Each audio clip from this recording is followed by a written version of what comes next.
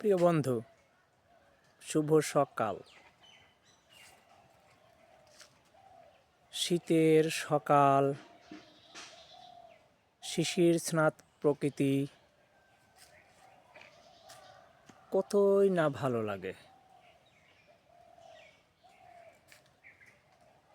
শীতের কুয়াশা প্রকৃতিকে কেমন যেন একটা আচ্ছন্ন করে রাখে।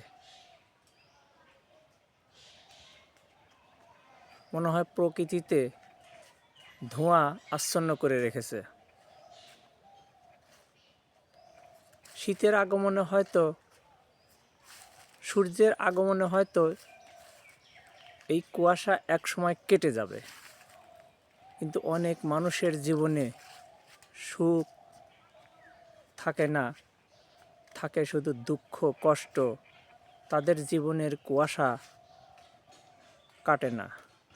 প্রকৃতির কুয়াশা একসময় কেটে যায়, কিন্তু মানুষের জীবনে দুঃখের কুয়াশা, বেদনার কুয়াশা কাটে না।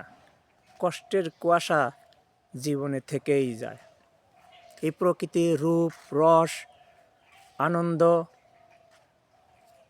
সৌন্দর্য কোনো কিছুই তারা প্রাণ ভরে উপভোগ করতে পারে না।